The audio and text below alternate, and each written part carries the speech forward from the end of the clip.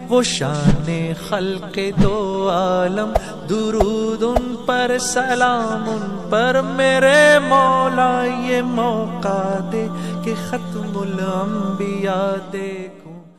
زندگی اللہ تعالیٰ نے آخرت کے لیے دی ہے، یوں کہتے ہیں کہ زندگی کیوں دی ہے؟ کہ زندگی آخرت کے لیے دی ہے۔ اس لیے ان لوگوں کو دھوکہ ہوگا کہ جو زندگی کو دنیا میں لگا دے، ان کو دھوکہ ہوگا، یعنی اس کا نقصان کھلے گا۔ دھوکہ اس کو کہتے ہیں کہ موقع نکلنے کے بعد پچھتاوا ہو، اس کو دھوکہ کہتے ہیں۔ مجھے دھوکہ ہو گیا، 50 کا نوٹ دینا تھا، میں نے اس کو 100 کا دے دیا، کیا ہو گیا؟ دھوکہ ہوا۔ ٹکٹ کٹانے کے لیے گئے تھے تو 50 کا ٹکٹ تھا، پھول میں 100 کا دے دیا، کہ کیا ہو گیا؟ دھوکہ ہو گیا۔ دھوکے کا کیا انجام ہے؟ یہ دھوکے کا انجام پچھتاوا ہمیشہ۔ ایک مرتبہ رسول صلی اللہ علیہ وسلم نے فرمایا کہ ہر مرنے والا پچھتائے گا۔ صحابہ نے عرض کیا، یا رسول اللہ ہر مرنے والا کیوں پچھتائے؟ ان میں اچھے بھی ہوں گے، فضائل والے بھی ہوں گے، کمال والے بھی ہوں گے، قصور والے بھی ہوں گے، پھر ہر ایک پچھتاوے کیوں؟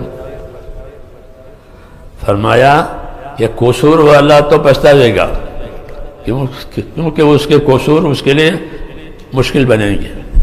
کمال والا اس لیے پچھتائے گا کہ وہ یہ سوچے گا کہ میں نے اور زیادہ کیوں نہیں کیا، یہاں تو بہت نفع مل رہا ہے، یہاں بہت نفع مل رہا ہے، ہاں میرے عمل کا، میری محنت کا، مجھے محنت کا بھی ثواب ملتا ہے، نیت کا بھی ثواب ملتا ہے، عمل کا بھی ثواب ملتا ہے، پابندی کا بھی ثواب ملتا ہے، نماز کے انتظار کا بھی ثواب ملتا ہے، یہاں تو بہت ہے۔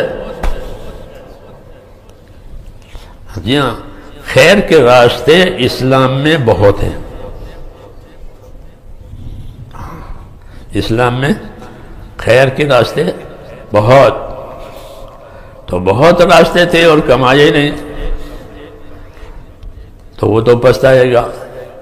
اور بہت کمانا چاہیے تھا، پھر نہیں کمایا تو اس کو اس راستے کا پچھتاوا ہوگا۔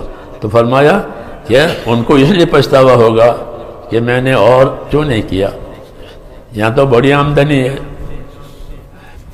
ہمارے ہاں نظام الدین میں قریب میں مسجد ہے، مسجد قریش، کبھی کبھی ہم وہاں نماز پڑھ لیتے، وہاں ایک خادم ہے،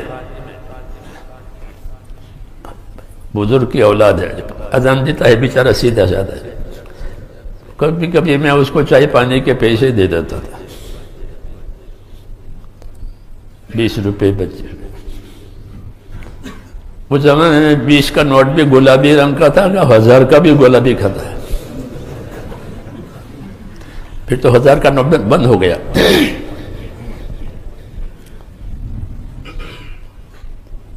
تو وہ یوں موڑ موڑ کر میرے جیب میں تھے، میں نے اس کو دے دیا، تو وہ تھا 1000 کا۔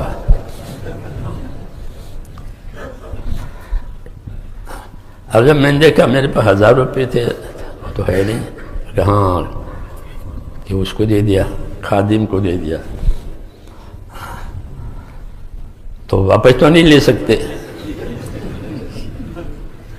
کیونکہ جس کو دے دیا وہ اس کا مالک ہو جاتا ہے۔ یہ مثال ہوتی ہے کہ جو طاقت تھی جب وہ غلط جگہ پر لگ گئی اور اس کی جگہ وہ تھی نہیں، اس کی جگہ دوسری تھی، تو آدمی کو پچھتاوا ہوگا۔ تو فرمایا کہ مرنے کے بعد ہر آدمی پچھتاوے گا۔ ایک بات، دوسری بات یہ ہے کہ زندگی ہماری جو ہے اللہ تعالیٰ نے آخرت بنانے کے لیے دی ہے، آخرت بگاڑنے کے لیے نہیں دی ہے۔ ہاں، کافر اپنی زندگی سے اپنی آخرت بگاڑتا ہے، جی ہاں، اس لیے اس کے لیے آخرت میں کوئی حصہ نہیں ہے سوائے آگ کے. ہاں، ذالک جزاء اعداء اللہ النار، یہ اللہ کے دشمنوں کا انجام اور نتیجہ ہے، وہ آگ ہے. جس پہلے دن سے بسرت مرا وسروں سے بس آگ ہی آگ، اڑنا بھی سونا سب وبال ہے یہ.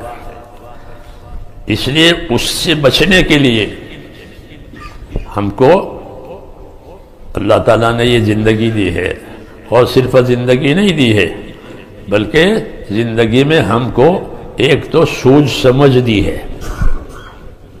عقل دی ہے. عقل دی ہے. عقل کیوں دی ہے؟ چالاکی کرنے کے لیے. آج عقل سے چالاکیاں کی جاتی ہے، دوسروں کو دھوکہ دے کر اپنا نفع حاصل کیا جاتا ہے. تو عقل اس کے لیے نہیں دی ہے، بلکہ عقل کے دو فائدے ہیں. ایک فائدہ عقل کا یہ ہے کہ انجام اور نتیجہ سوچے کہ اس کے بعد کیا ہوگا.